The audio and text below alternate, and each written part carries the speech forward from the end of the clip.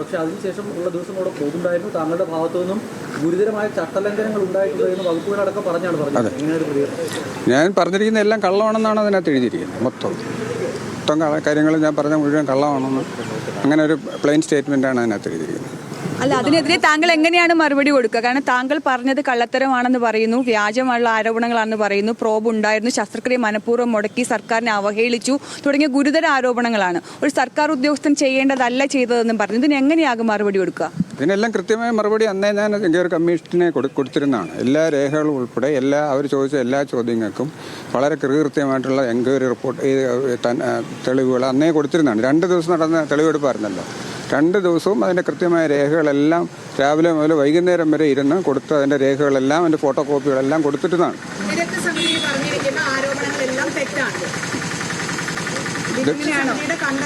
വിദഗ്ധ സമിതിയുടെ റിപ്പോർട്ട് എനിക്ക് കിട്ടിയിട്ടില്ല. വിദഗ്ധ സമിതി എന്താണ് അവർ റിപ്പോർട്ട് കൊടുത്തിരിക്കുന്നതെന്ന് എനിക്ക് പറഞ്ഞിട്ടില്ല. റിപ്പോർട്ടിന്റെ അടിസ്ഥാനത്തിലാണ് കാരണം കാണിക്കൽ നോട്ടീസിൽ പറഞ്ഞിരിക്കുന്നത്. അപ്പോൾ വിദഗ്ധ സമിതി താങ്കൾ കൊടുത്ത രേഖകളൊന്നും അംഗീകരിക്കപ്പെട്ടിട്ടില്ല എന്നുള്ളതാണോ?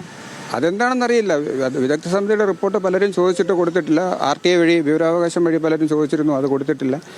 ആ റിപ്പോർട്ട് എന്നെയും കാണിച്ചിട്ടില്ല. അവരെന്താണ് എഴുതി കൊടുത്തതെന്ന് എനിക്കറിയത്തില്ല. ആരൊക്കെയാണ് തെളിവ് കൊടുത്തതെന്ന് എനിക്കറിയില്ല. എന്താണ് അതിന് തെളിവ് കൊടുത്തതെന്ന് അറിയില്ല. ഞാൻ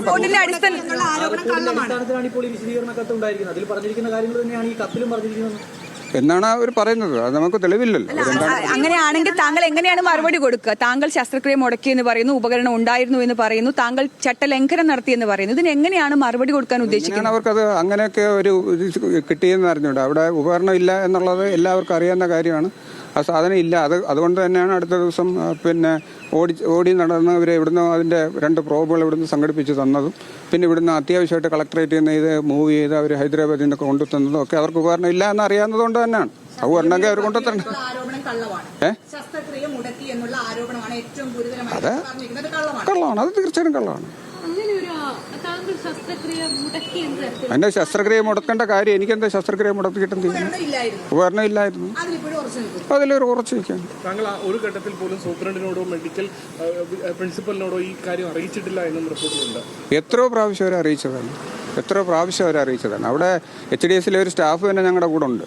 ആ കുട്ടിയാണ് എല്ലാ ദിവസവും അവിടെ പോയി പറയുന്നത്, ഇല്ല ഉപകരണം ഇല്ല, തീർന്നു, പ്രോബ് ഒടിഞ്ഞു പോയി, പ്രോബിന് 3 ഉള്ളൂ, അതിൽ ബാക്കി 2 ഉള്ളൂ, ബാക്കി 1 ഉള്ളൂ, 1 കൂടെ ഒടിയാറായി, 2 ആഴ്ച ഉള്ളൂ, 1 ആഴ്ച ഉള്ളൂ എന്നിങ്ങനെ കൗണ്ട് ഡൗൺ മാതിരി പറഞ്ഞുകൊണ്ട് ഇങ്ങനെ അവരെ അറിയിച്ചതാണത്.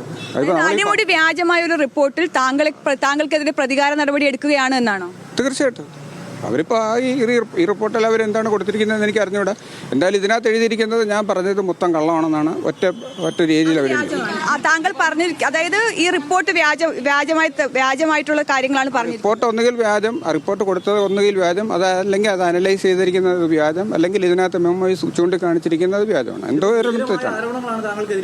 കടുത്ത നടപടിക്കുള്ള എല്ലാ കാര്യങ്ങളും ഈ പറഞ്ഞ കത്തനുസരിച്ചാണ് ഉണ്ട്. നടപടി എങ്ങനെയാണ് പ്രതീക്ഷിക്കുന്നത്? അതെനിക്കറിയില്ല. എന്താണ് നടപടി എന്നൊന്നും എനിക്കറിയത്തില്ല. എന്തായാലും ചട്ടലംഘനം ഉണ്ടായിട്ടുണ്ട് എന്നുള്ള നല്ല ബോധ്യമുണ്ടല്ലോ അല്ലേ? ചട്ടലംഘനം എന്ന് പറയുന്നത് നമ്മൾ സോഷ്യൽ മീഡിയയിൽ എഴുതുന്നത് ചട്ടലംഘനമാണല്ലോ. അതിപ്പോൾ നമുക്ക് വേറെ നിവൃത്തിയില്ലാത്തതുകൊണ്ട് നമ്മൾ എല്ലാ വഴികളും നമ്മൾ അടയുമ്പോൾ പിന്നെ അവസാനം എടുത്ത വഴിയാണത്. സംഘടനയുമായി ആലോചിച്ചിട്ടുണ്ടോ? അതിപ്പോൾ അവർക്ക് അതൊന്നറിയില്ല, അതെന്താണെന്നുള്ളത് അങ്ങനെ അറിയില്ല.